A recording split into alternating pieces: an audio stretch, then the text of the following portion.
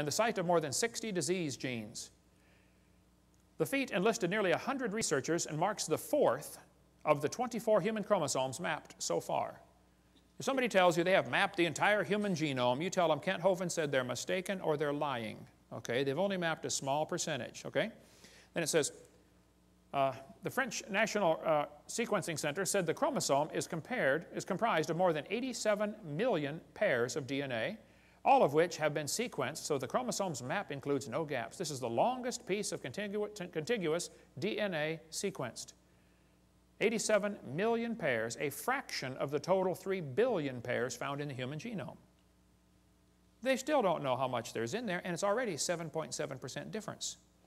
This researcher said, human genome is littered with up to 20,000 pseudogenes. That proves evolution. I get this in debates all the time. They'll say, what about the pseudogenes? I said, there's no such thing. They say, well, yeah, there are thousands of pseudo, which means a false gene. It doesn't do anything. Oh, no.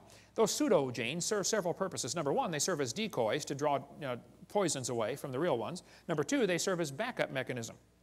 It's like your computer has an automatic backup. You know, if a piece of the memory gets destroyed, another one of those pseudogenes jumps right in, takes over. No, there's not. They took out some of the pseudogenes to see what would happen. They said, well, the mouse doesn't need these things. Let's take them out. And there's how they turned out. They were deformed terribly.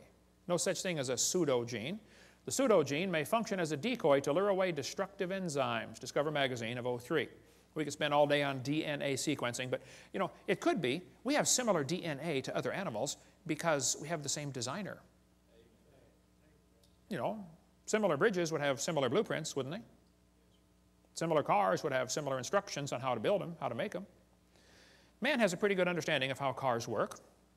My daddy started us boys off working on cars when we were, 7 years old. I've had 128 cars, I believe. I've rebuilt the motors, the transmissions, the wobbleator shafts, the differentials, the high-speed Canooton valves, and the muffler bearings. I have a pretty good understanding of how cars work. But understanding the operation of a car does not explain the origin of the car. Big difference. See? Let's suppose your son turns 16. All of my kids did a few years ago. Your son comes up and says, hey, Dad, I got my license. Let me see that thing, son. Let me see your license. Come on. Wow, son, that's a lousy picture. It is a good likeness, though. He says, hey, Dad, can I drive the car? Well, son, your mom and I knew this day was coming. The car is a very complicated machine. Did you know there are 3,000 bolts required to hold a car together, and one nut can scatter it all over the highway? We don't think you're ready for the whole car, son. We're going to let you slowly evolve into the car. This year, we're going to give you 10%. Next year, maybe just a little more. Hey, what good is 10% of a car? That's what you put in a junkyard. How many things have to be right on a car to make it work? Like thousands of things? How many things would have to be wrong to make it stop working? Any one of the many thousands of things.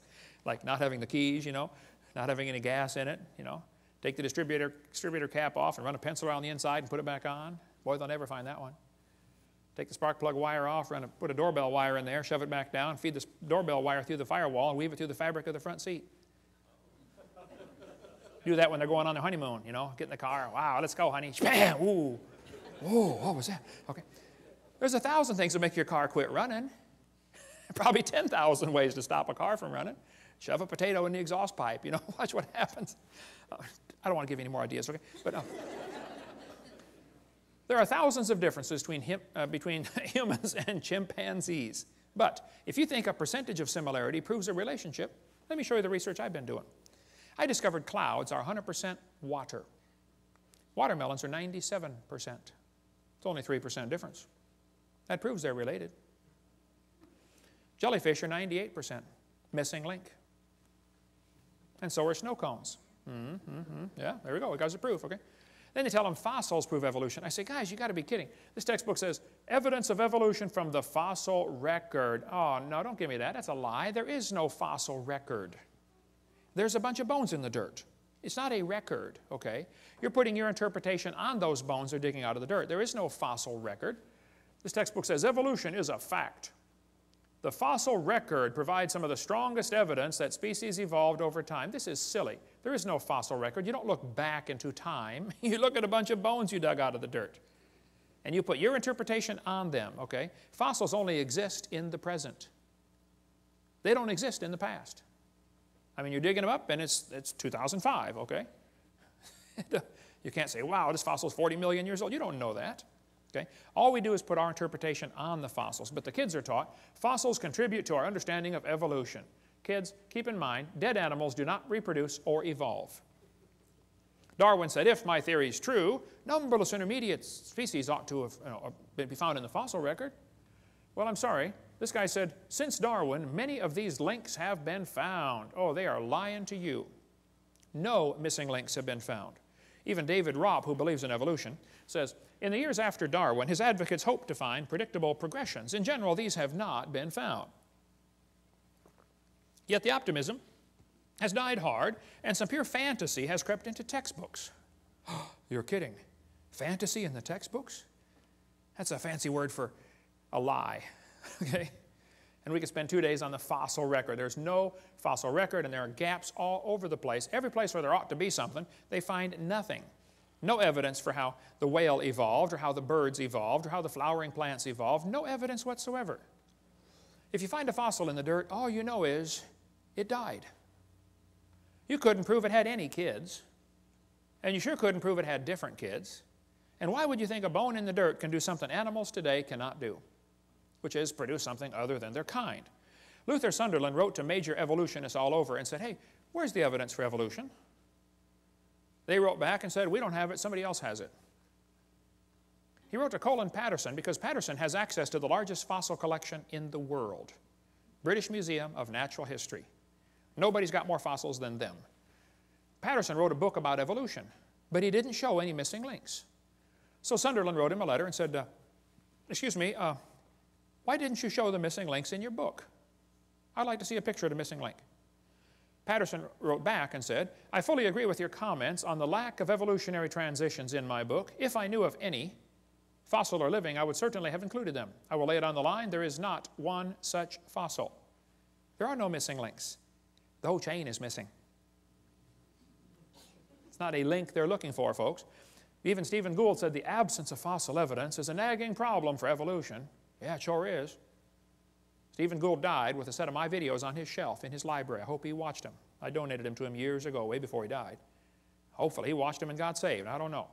So Niles Eldridge and Stephen Gould have kind of resurrected the punctuated equilibria idea that came actually from Richard Goldschmidt. Goldschmidt said, the first bird hatched from a reptilian egg. They got so frustrated looking for missing links, they couldn't find any. They said, well, this just proves evolution happened quickly. Oh, I see, yeah. And this bird that hatched from the reptile egg, excuse me, who did it marry? Don't you have to have two in the same place of the opposite sex? I mean, what if you get two males? Huh? And don't they have to be at the same time in history? What if one's born just 10 years before the other one? Ah, just missed it. You got to get them in the same place of the opposite sex at the same time, and they got to be interested. You got a whole bunch of problems, okay? Serious problems. Then they tell the kids to think critically. Which theory best describes the organism's evolution? Gradualism or punctuated equilibria? Look what they do. Kids, which theory is the best explanation? Slow evolution or fast evolution? Do you see how they're giving the kids two options, both of which are false? Which is correct, boys and girls? Elephants are orange or elephants are pink?